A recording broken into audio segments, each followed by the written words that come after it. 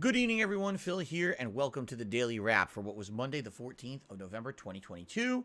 Pretty awesome streaming day, if you ask me. Today on the Level 1 podcast, we basically talked out a bunch of different stuff, and after some discussion for the past couple of days, we actually determined there will be a schedule switch, meaning originally I was going to skip Pokemon, either Scarlet or Violet, this coming week. We made a big decision to swap that. And instead of skipping Pokemon, I'm going to skip Evil West for now and maybe play Evil West at a later date.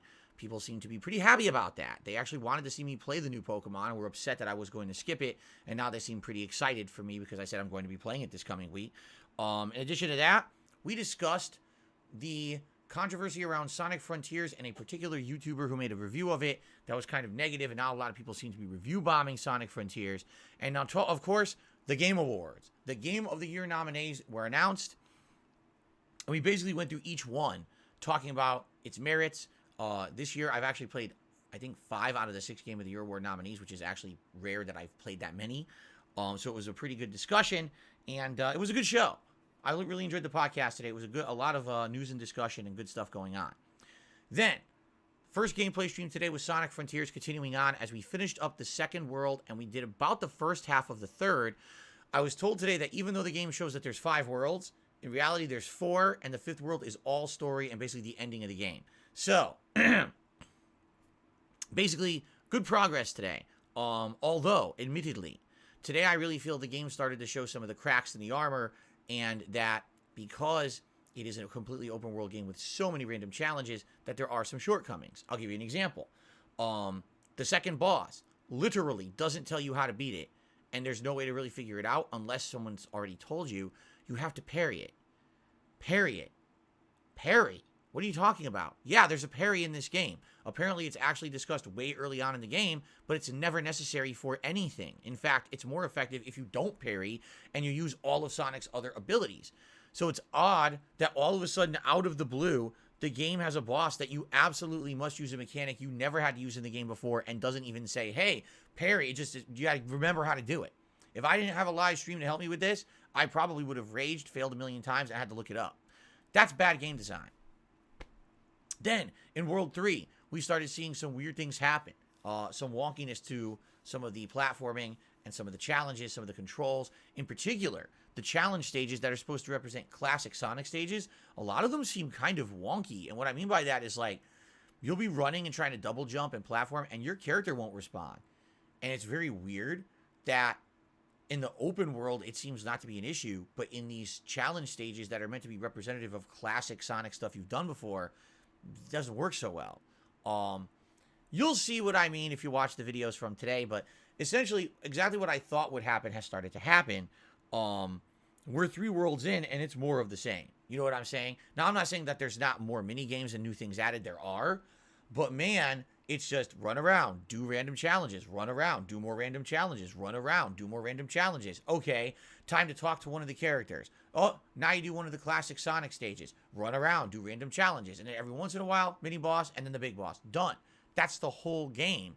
And it is a little disheartening that maybe by World 3 you thought maybe there'd be something to maybe make it feel fresh. Not really. There's a few, like I said, there's a few new mini games. But as much of the new stuff that there is, it's also not very good. Like, for example, I ended today's stream on a mini game where you are on platforms that are slowly sinking into lava. You have a limited time frame to destroy boxes. Once the boxes are destroyed, you need to gather bolts that are falling out of the boxes, like the game is Ratchet and Clank or something. And then you have to continuously do this, and you can only take 3 hits into the lava. If you take more than 3 hits, you die. You have to start the whole thing over. It's a nightmare. I tried it twice, and I got pretty far both times, but I didn't finish it, and then you have to start over from scratch. I'm like, dude, how does the game not understand checkpoints in 2022? Like, people don't want to redo this whole sequence over, especially because it's not a very poorly designed, or not a very well-designed sequence. It kind of feels like something from the Dreamcast era, quite frankly. Now, the thing is, I am still enjoying myself. Don't get me wrong. It's not that I hate the game, but man, it is a lot more rage-inducing now than it was those first 2 worlds.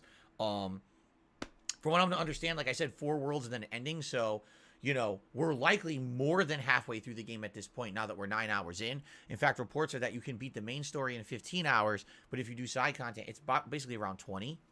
So yeah, we're about halfway through right now, maybe a little even further than halfway through. So, all right, so that was a good first stream. And then on the late stream tonight, it was Modern Warfare 2. And interestingly enough, finally tonight, after several streams of grinding, we were finally able to unlock the Kostov 74U, which apparently pros are boycotting in competitive play, and everyone is saying is the best assault rifle in the game. It's pretty good. I used it all night, and I can tell you people were actually dying relatively fast to this gun. If the server permitted. And what I mean by that is, yeah, there was definitely some suspect games tonight when all of a sudden I just filling people with bullets and no one will die, but I die instantly, ridiculously fast. Obviously, that's server-side issue shit. But outside of that, you know, for the most part, I did really well in Modern Warfare 2 tonight. I was getting kill streaks. I got VTOL summons. I was going nuts. I had one match I had like 35 kills or something crazy like that, which is actually the best I've done in Modern Warfare 2 since it came out. Obviously, this gun has something to do with that. So, I had a good time. And in fact, it was a really funny moment at the end of the stream, but I'm like, I'd love to clip that for the channel, right, as a YouTube short. But I can't, because I have to upload the video first, has to go live, then I can clip it later. I was like, it's kind of disappointing, because likely I'm not going to remember to do that tonight. Maybe I can do it tomorrow, okay? Anyway, great stuff today. Really solid streaming day. Tons of fun. Engagement was good. Everything was good. It was a very good day. Okay, now tomorrow is my final consecutive streaming day of the week. Yes, this is a shorter streaming week for me. It's only 5 days as opposed to the usual 6. Tomorrow is God of War Ragnarok on the first stream. Obviously, I'm pumped to continue. We're in Alfheim. Yes, we're in Alfheim. We're at the very end of it, so I get the feeling there's going to be a major story development about to happen, and then maybe some more interesting stuff. I hope you'll join me for that tomorrow if you can. Likely, most of you are way ahead of me in God of War now, considering I'm only, 11 hours in? Probably most of you are 20, 30 hours into this game at this point, right? So, hope you'll join me tomorrow for that on the first stream. And then on the late stream, it is Gotham Knights Endgame. We have the final side mission to do with Clayface, and then just focus on the main story to finish it. Will we finish it tomorrow night? I'm going to say probably not likely, only because it seems like the main story is quite grindy, and there's going to be quite a lot of content at the end for combat that's going to take a while. If it weren't for that, and it wasn't as grindy, and it was more story, then I think we'd beat it tomorrow night. But I'm thinking we're probably going to need at least one more night stream to wrap this up later on in the week. All right? Guys, outstanding streaming day today. Had a great time. The big finale of the week tomorrow. I hope you'll join me for that. Thank you so much. Please have a good evening. And see you in the morning for God of War. And, of course, the Level 1 podcast. Peace out. See you then.